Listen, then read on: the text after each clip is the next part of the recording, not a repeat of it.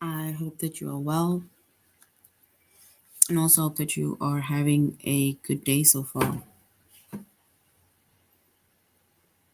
Today we'll be doing our grade 7 English lesson on author's purpose and tone. And before we start with our lesson, we're going to log into aplusstudents.ca.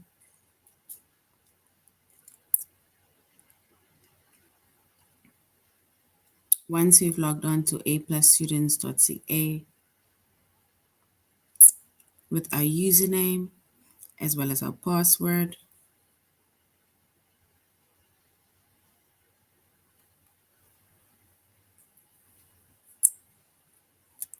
and then we're going to select the subject of language arts, grade 7,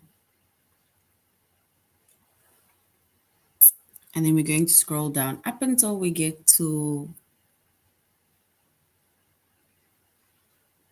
our chapter, which is author's purpose and tone.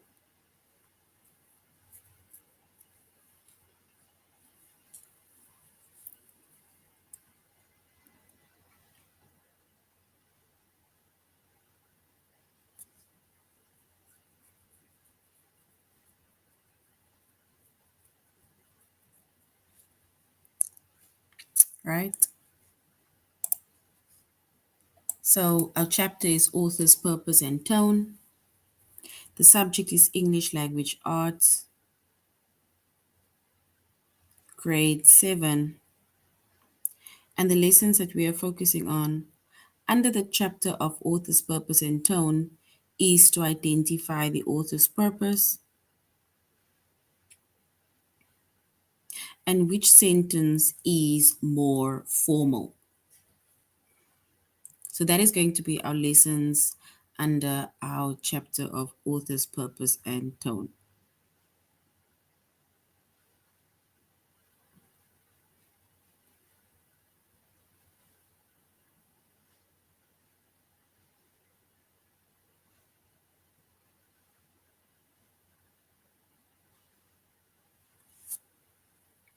And we are doing our tutorial lesson on aplusstudents.ca.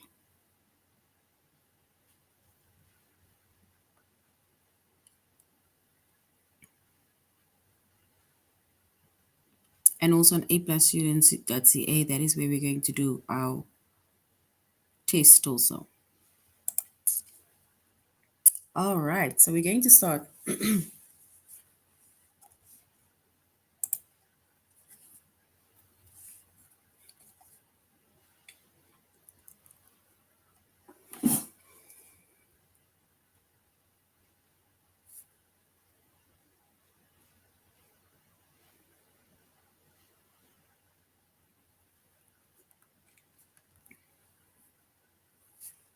So when it comes to author's purpose and tone, right? So it's basically when you're either reading something, right? Remember, whatever we are reading, it is something that someone has written, and we usually say that is basically the author, right?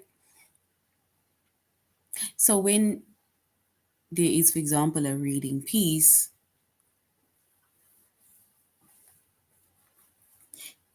then we need to be able to understand the the tone in which the author is either writing something or saying something, as well as the purpose in which the author is saying it, right? Because remember, if you're reading something, it is not audio unless you're listening to audio books. But mainly when you're reading, you need to basically assume what the purpose as well as the tone is of a specific reading piece.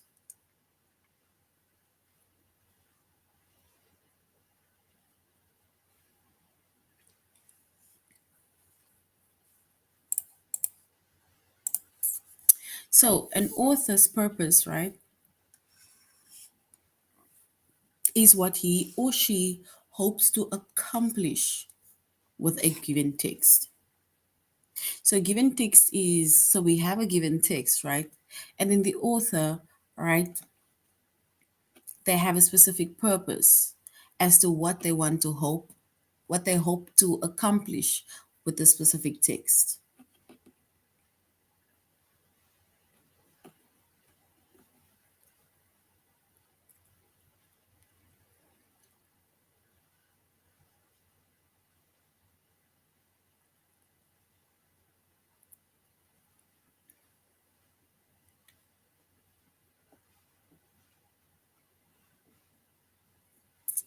So you can determine an author's purpose. So we, right, which is you, which is as the reader, can determine the author's purpose by just looking at the type of words or phrases and sentences that the author chooses to include. So, depending on the specific words, phrases, as well as the sentences, right, you'll be able to choose, right, whatever you think the author's purpose is, or you'll decide or determine what the author's purpose is.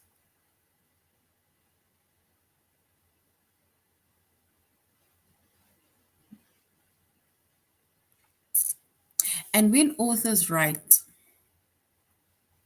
so when authors write to persuade, right, then they often state their argument or they state the position directly and provide evidence to support those positions.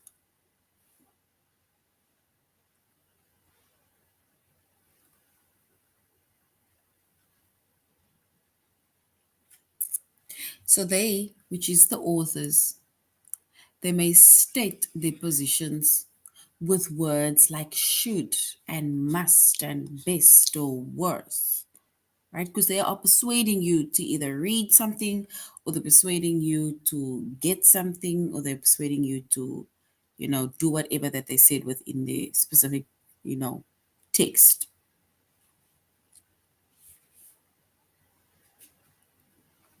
So they may state positions with words like should, must, best, or worst, and they may include a call to action, such as contact your local representative today.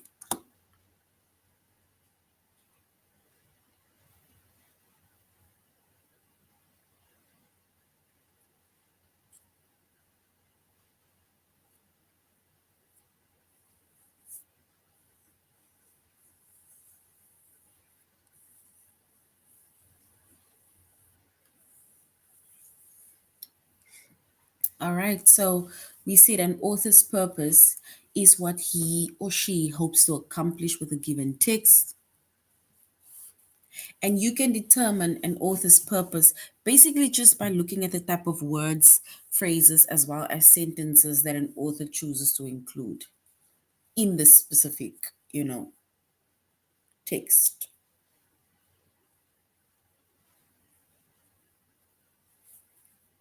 And when the authors write, they also write to persuade, right?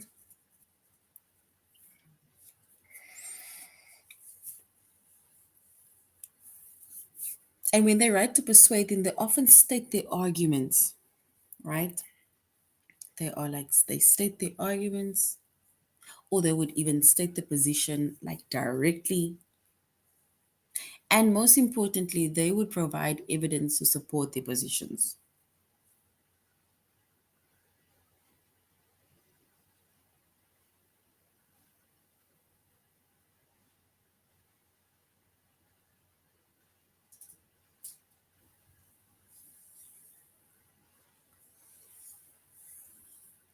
So importantly, they have or they must provide evidence to support their positions, right?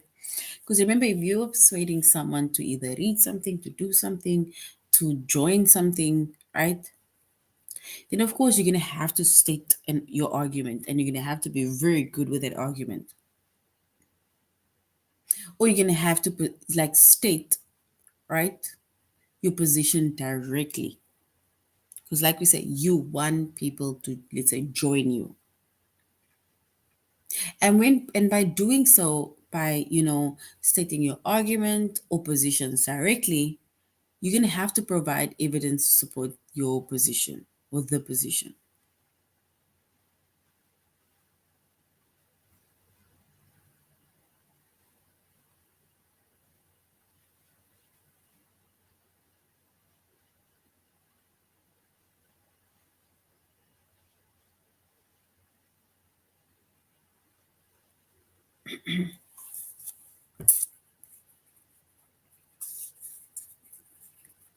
So we provide evidence to support these positions.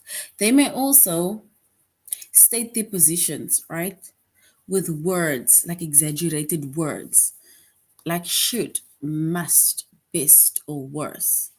And they may include a call to action, such as contact your local representative today.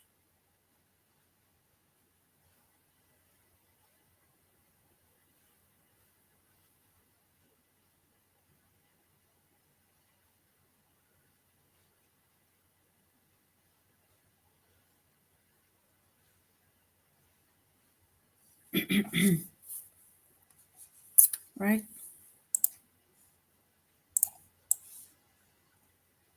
And then also when an author writes, they write to inform.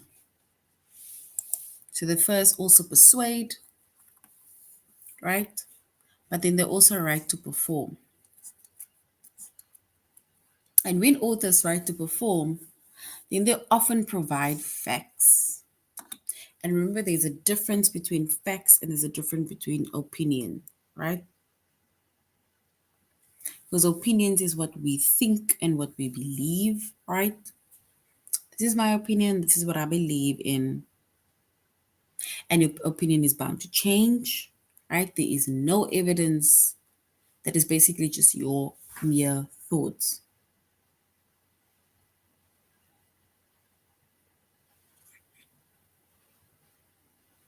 But then we also have facts, right? And facts are are things that you basically need evidence. It's something that you're gonna have to stick with, right? Because facts is basically something that is either true. So when an author's right to inform, they have to provide evidence. They have to provide definitions, like define certain things. You have to give examples, right? And also you need to give the history or a detailed about the history of a specific topic.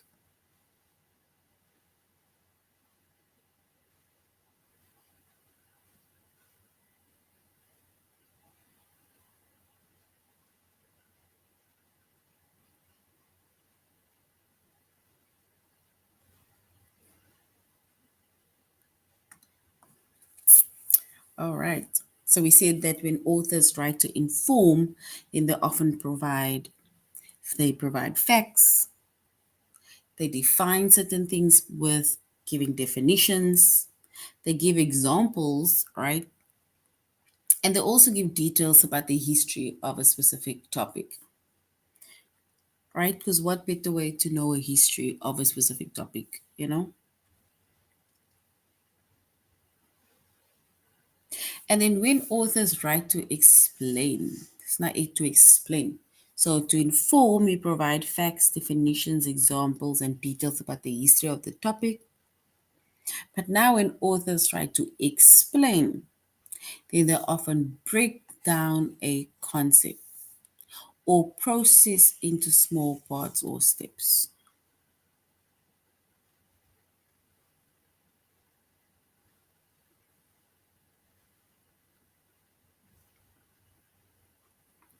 So when authors try to explain, they often break down a concept or process into smaller parts or steps.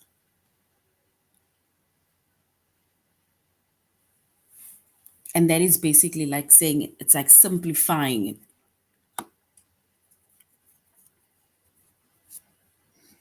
Because remember, you need to explain it on a level that everybody understands.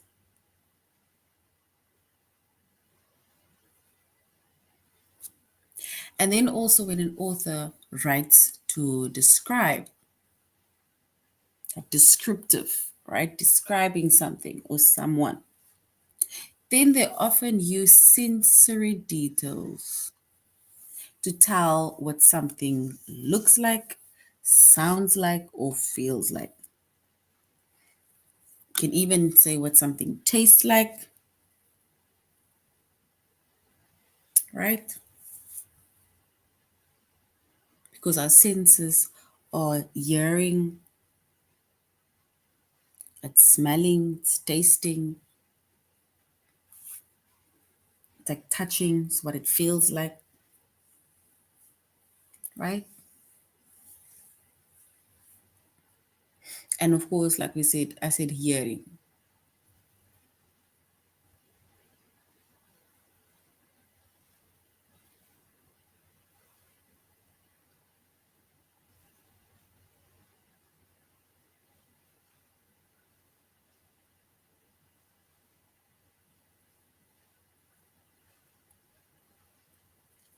So we see that when the authors write to describe, then they often use sensory details to tell what something looks like. So sensory is to do with our senses, right? So we have our five senses where you can basically see something, you can smell something, you can feel something, you can taste something, or you can hear something. That is basically our five senses that we have.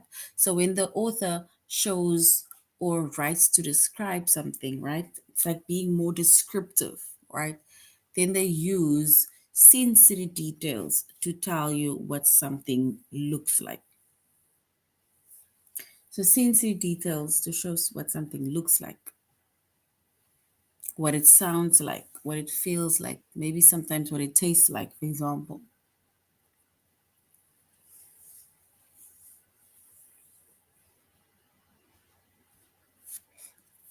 So we basically said that when it comes to author's purpose and tones, the author has a specific purpose as to the reason why he or she is writing a specific text. The author persuades, the author writes to inform, writes to explain, as well as writes to describe,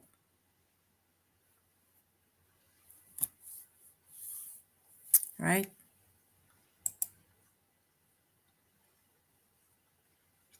And now we're going to aplusstudents.ca, where we're going to identify the author's purpose. And remember, we say that the author's purpose is what he or she hopes to accomplish with a given text. And you can basically just determine the purpose of a given text by looking at the type of words, the type of phrases, as well as sentences that an author chooses to include.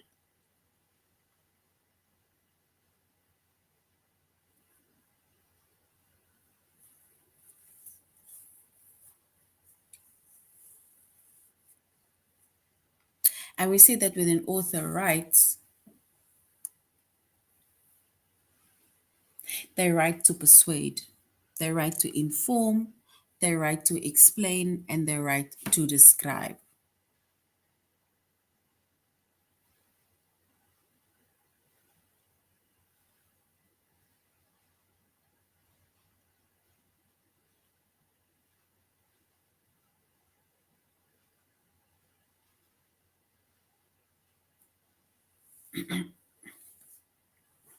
And we see that when the author writes to persuade, then they often state the arguments or positions directly and they provide evidence to support their positions. They may state their positions with words like should, must, best, worst, and they may also include the call to action. And when an author writes to inform,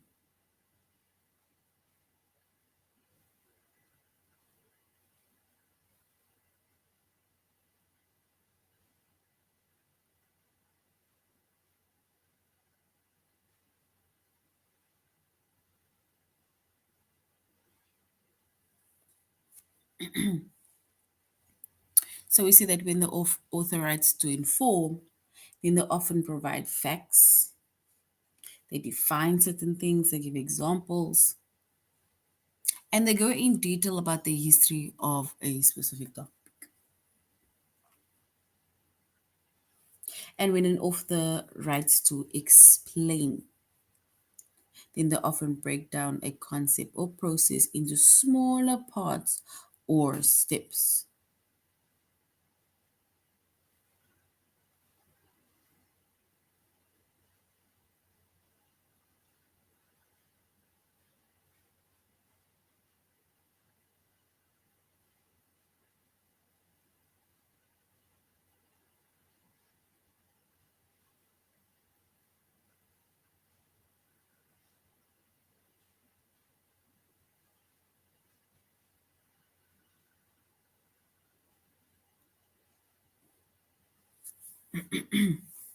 So we see that when an author writes to explain, then they often break down a concept or process into smaller parts or in smaller steps, right? So that you can like proper explain things. Because remember, you need to do it on the level of the people who you are, let's say, writing to.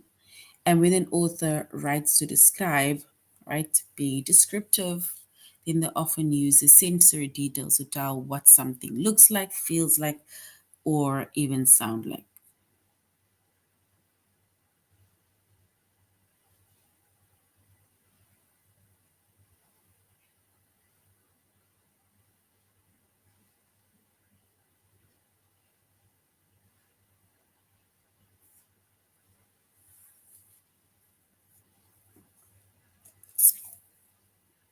All right.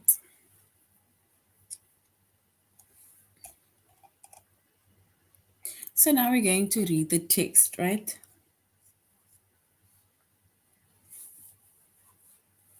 It says, "You want to hear something really dumb? The state of Ohio has put into effect a Buy Ohio law saying that any state agency has to buy things made in Ohio, even if they cost more and aren't as good as the same things made someplace else."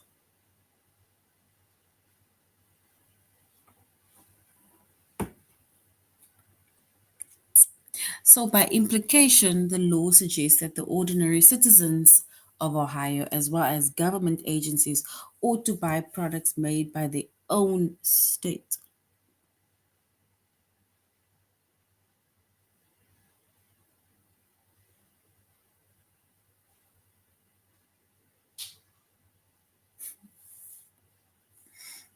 So, by implication, the law suggests that ordinary citizens in Ohio, as well as government agencies, ought to buy products made in their own state.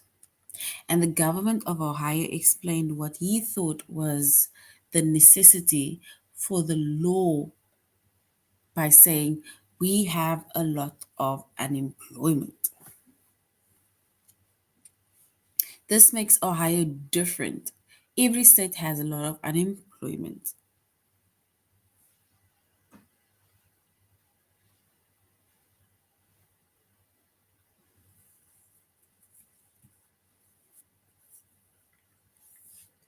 So we're going to have to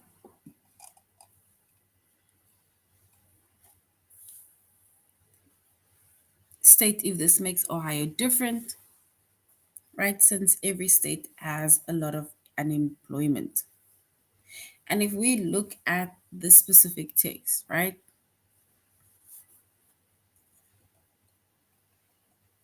It says the author's purpose is to argue that the Buy in Ohio law is foolish,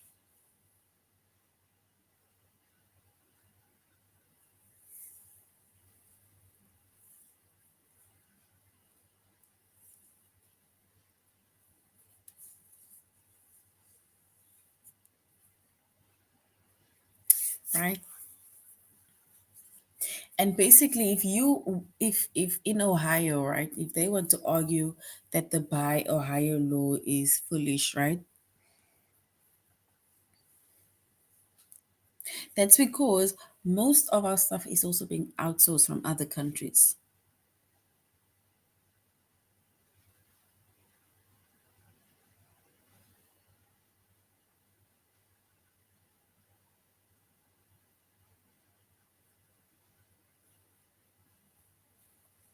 Right? So the author's purpose within that specific text is to argue that the Buy Ohio law is foolish. And like I say, we, like literally in different countries, like y'all depend on outside, different countries to maybe outsource certain products or certain meals or certain things, right?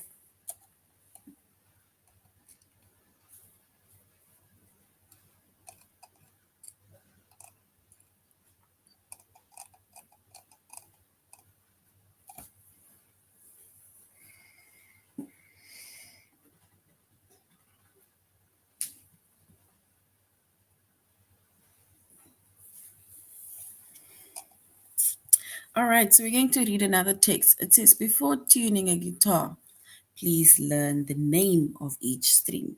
So which means that you cannot just tune a guitar. You need to know the name of each string.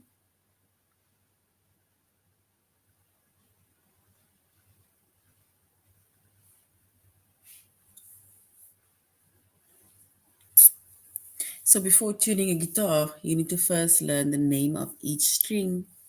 And a guitar has six, right? So the guitar has six.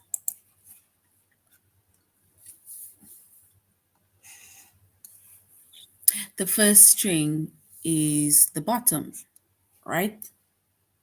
And it's also the thinnest. And the sixth string is on top, and it's also the thickest. Like starting at the bottom, the notes are E, B, G, D, A, as well as E.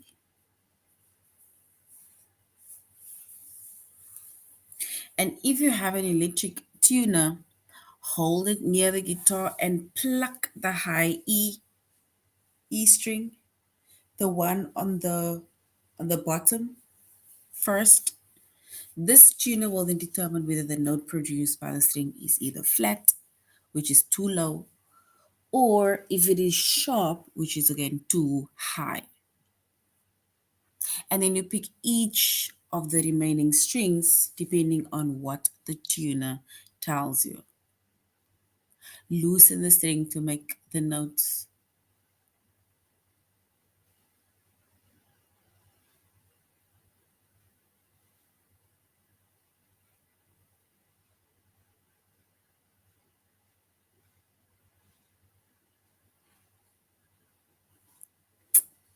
All right.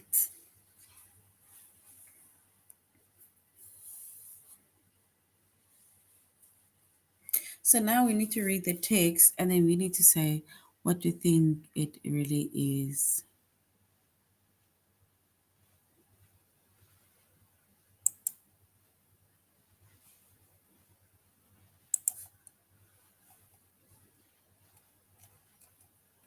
So which means that if we look at that specific text, then it should be how to explain how to tune a guitar. So explaining how to tune a guitar.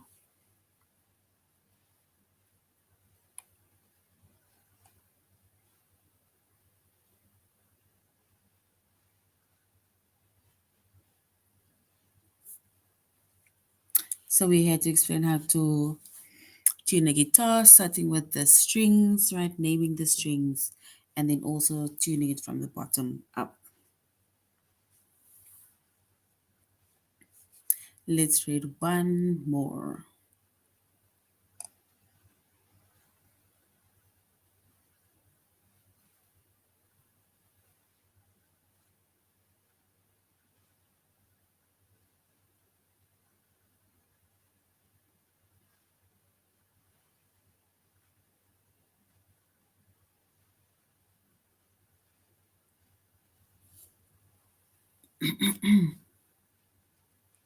So then we're going to do the last review or read the last text, right? It says, named after Gustav Coriolis, a 19th century mathematician. The Coriolis effect is caused by Earth's rotation. As wind and ocean currents move across Earth's surface, the planet itself is rotating from west to east.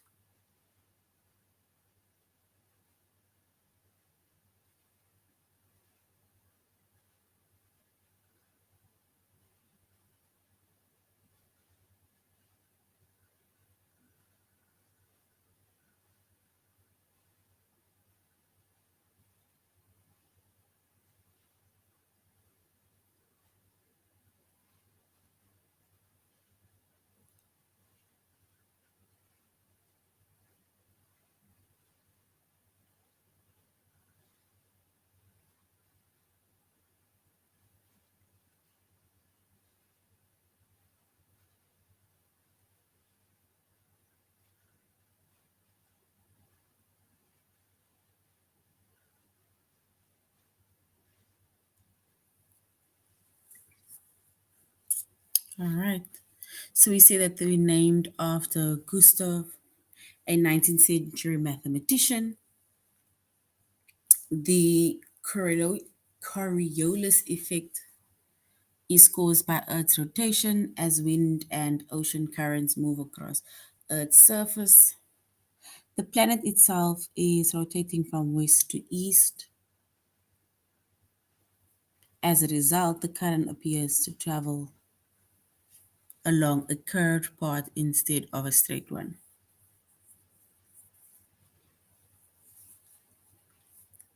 And wind and water currents travel from the equator towards the pole pins.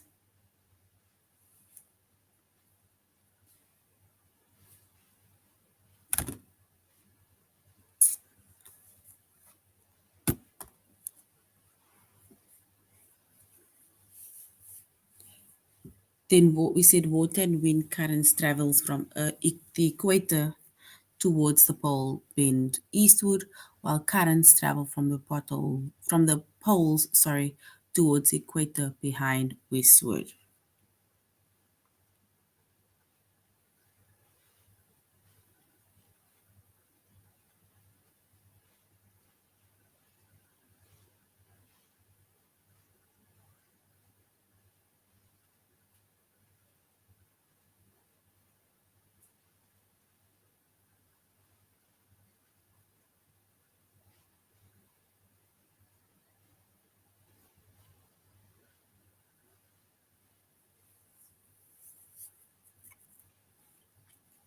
All right, so we read the text, right? We see that the Coriolis effect explains why hurricanes spin counterclockwise in the northern hemisphere and clockwise in the southern hemisphere.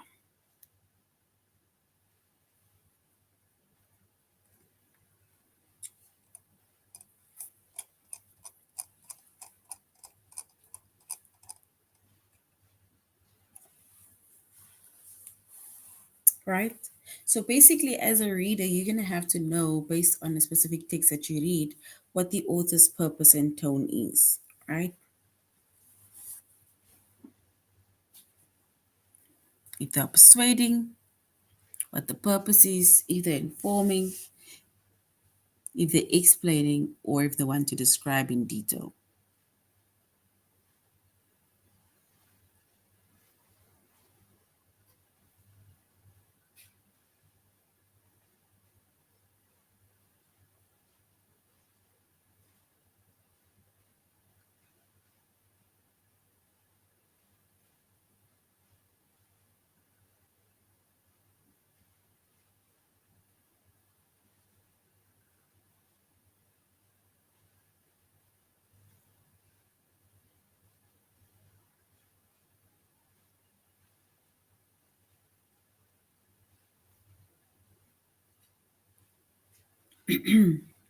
So we said when it comes to the purpose, right, or the author's purpose, that is basically suggested by a specific text, then it is to persuade, inform, explain, and to also describe. All right, now let's go to the test. Right, so we're going to read a text, right? We're just going to read two, and then we're going to say what the purpose is of the specific text. I became aware for the first time today of the immense silence in which I am lost. Not the silence of, not the silence so much as a stillness, for there are a few sounds, the creak of some birds in a juniper or juniper tree, an eddy of wind which passes and fades like a sigh, the ticking of the watch on my wrist, slight noises which exaggerate my sense of the surrounding overwhelming peace. If I look at the small device strapped to my wrist, the numbers, even the sweeping second hand, seem meaningless, also ridiculous. No travelers, no campers, no wanderers have come to this part of the desert today. And for a few moments, I feel and realize that I am very much alone. So we're going to say which author's purpose is suggested by this text. So the author's purpose is it suggested by to describe how it feels to be in a desert wilderness or to convince readers that the desert is a beautiful place.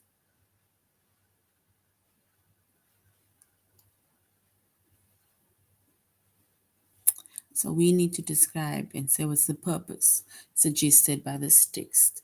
Is it to describe how it feels to be in the desert in the wilderness or to convince reader that the desert is a beautiful place?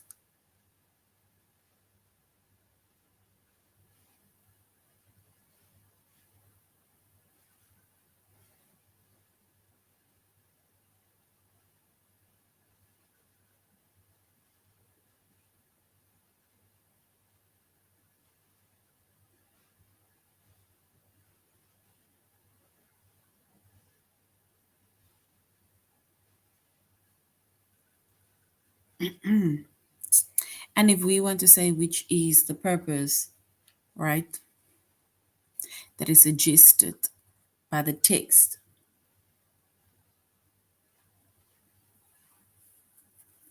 do we say it is to describe how it feels to be in a desert of wilderness or to convince the reader that the desert is a beautiful place?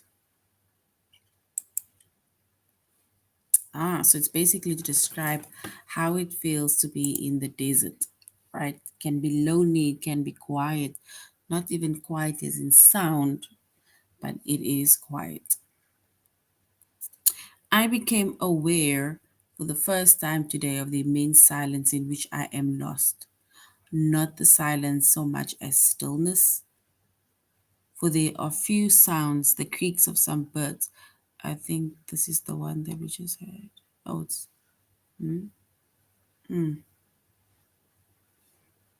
okay. So we have this one, the same reading piece in the first one. It says, which best shows that the author's purpose is to describe how it feels to be in the desert wilderness. Is that the author includes sensory details like the creak of some bird to help the reader imagine the scene, or the author uses formal language such as small device.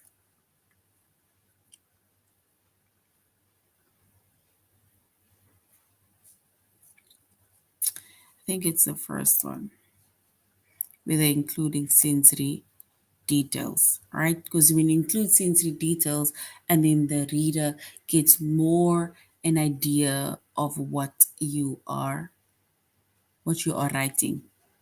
Is it more persuasive, right? Where you're persuading?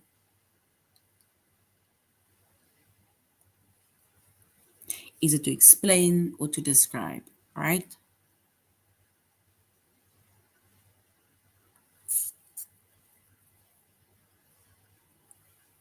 We need to read the text. It says, load the laundry into the washing machine and close the door tightly. Make sure not to overload the machine. Next, slide open the detergent drawer, add detergent, and then slide the drawer shut. Select the wash setting, whites or darks, temperature, hot water, warm or cold, and load size, which is small, medium, or large.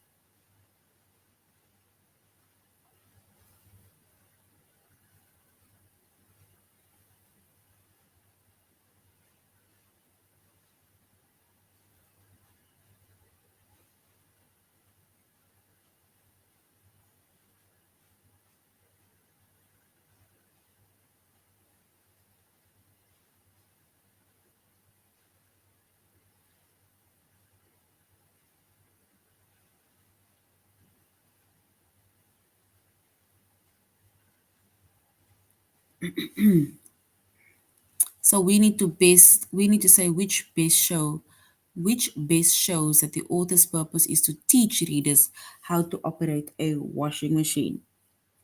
Is it because the author lists specific steps that readers should take use of the machine, or the author includes details like whites or darks, hot, cold, or cold draw? So which best shows that the author's purpose is to teach a reader how to operate the washing machine? And that is because the author lists specific steps that the reader should take to use the machine, right? Because they specifically state in detail what you need to do when you use the machine. Switch it on, right?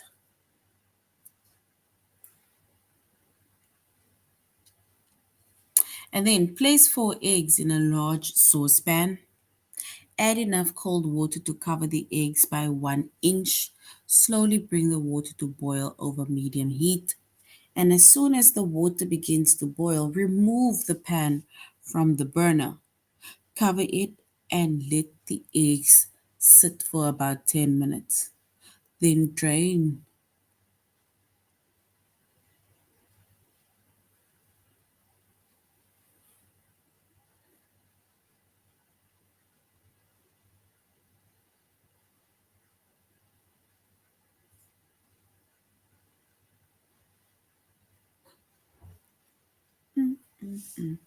So it says place 4 eggs in a large saucepan. Add enough cold water to cover the eggs by 1 inch. Slowly bring the water to boil over medium heat. As soon as the water begins to boil, remove the saucepan from the burner, cover it, and then let the eggs sit for about 10 minutes. Then drain the water from the pan. You will notice though that the hard boiled eggs is not easy to peel. To cool to cool the eggs, rinse them with cold water. Then, when you're ready to peel an egg, gently tap it on the counter until the shell cracks. So, we need to say which author's purpose is suggested by the text. Is it to teach the readers how to make hard boiled eggs, or to convince the readers that making hard boiled eggs is easy?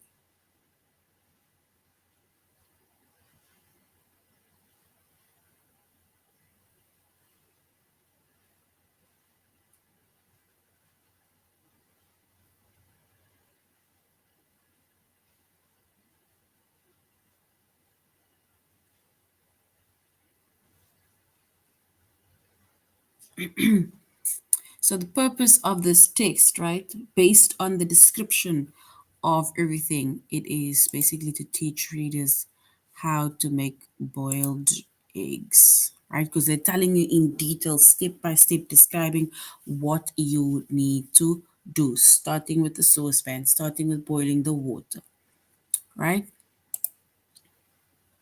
All right, so that is now the author's tone and purpose. And we said when it comes to the author's tone and purpose, right, then the authors has or they write specific text. And in the text, it's either to persuade, right, to describe something, to explain something, right? So we're gonna have to know what the purpose is of a specific text. All right, so this is now the end of our lesson, grade 7s on author's purpose and tones. Thank you very much for joining the class. You must have a good evening further. Goodbye.